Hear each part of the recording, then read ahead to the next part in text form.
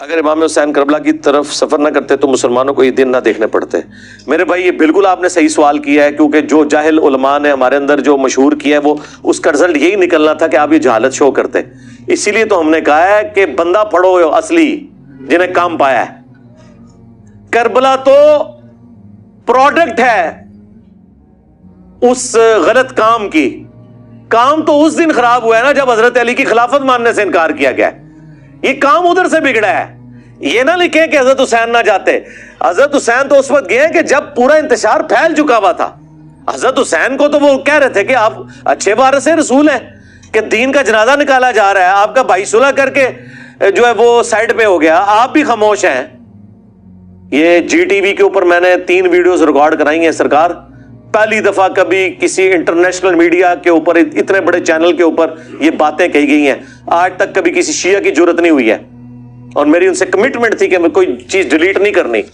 میں نے کہا مجھ سے پہلے طے کرو پیمرا کی پالیسی, کیا مسئلہ ہے تمہیں. انہوں نے کہا جی امیر شام کا نام آپ نے نہیں لینا. میں نے کہا نہیں لوں گا, کیا بولوں بولو. انہوں نے کہا جی حاکم وقت کہہ لیں, آپ حاکم شام کہہ لیں, امیر شام نہیں کہنا, امیر معاویہ نہیں کہنا. میں نے کہا ٹھیک ہے. دیکھیں کربلا کے اسباب آپ دیکھیں, میں نے ایک ایک چیز کھول کے بیان کی ہے. تو کربلا تو ایک اینڈ رزلٹ ہے, ٹھیک ہے. سٹارٹ وہاں سے ہوا ہے جس دن آپ نے سیدنا علی کو خلیفہ نہیں مانا, اور وہاں سے یعنی اس شخص کو جو تینوں خلفاء کے ساتھ پوری کمٹمنٹ کے ساتھ چلتا رہا, جب اس کی باری آئی تو رون ڈال دی. یہ ادھر سے کام خراب ہوا ہے. حضرت حسین علیہ السلام کی شہادت کے بعد کا سر مبارک تلاوت کر رہا تھا, لکھا ہوا ایک مولوی کا, اس نے ثابت. میرے بھائی یہ چیزیں بالکل نان سینس باتیں ہیں. یہ میرے بھائی نہ قرآن میں بیٹھتی ہیں نہ سنت میں بیٹھتی ہیں. اگر یہ ساری چیزیں ہونی ہوتی تو نبی علیہ السلام بھی میت کے اوپر چرپائی پہ کلام کر رہے ہوتے جب کہ ثقیفہ بانی ساعدہ کے بعد سارے معاملات ہو چکے ہوئے تھے. یہ ساری قرآن کے اسلوب کے, قرآن میں واضح سورہ یاسین اور سورہ الواقعہ میں جو دنیا سے چلا گیا وہ واپس نہیں آئے گا, اس کی اس دنیا میں کوئی کمیونیکیشن نہیں.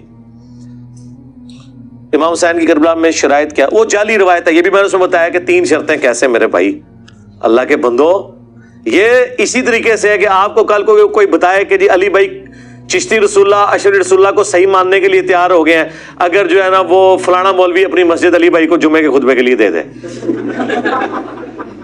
ایڈی بڑی کہانی منو گے تسی؟ اللہ دے بندو, شام غریبہ ہماری لائیو چل رہی تھی, 30,000 سے زیادہ لوگ دیکھ رہے تھے.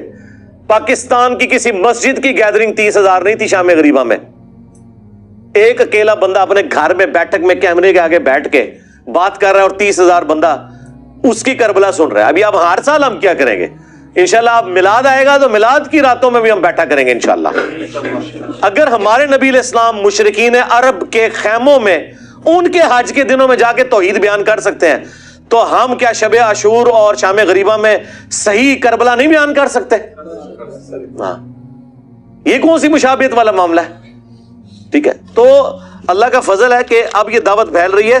تو یہ تو ساری جعلی باتیں, یہ فٹ ان بیٹھتی ہیں. حضرت حسین کی طبیعت ہی نہیں تھی ایسی شرائط. یہ ساری باتیں انہوں نے گھڑی, کبھی کچھ گھڑا کبھی کچھ گھڑا. ان کا جب بڑا یہ ہو کہ قتل عمار کے بعد کہے کہ نہ علی لے کے آتا تو نہ یہ قتل ہوتا, تو چھوٹے تو پھر شاہی کوئی نہیں, اس تو وڈیاں کہانیاں بناون گے. ٹھیک ہے, چھٹ دو.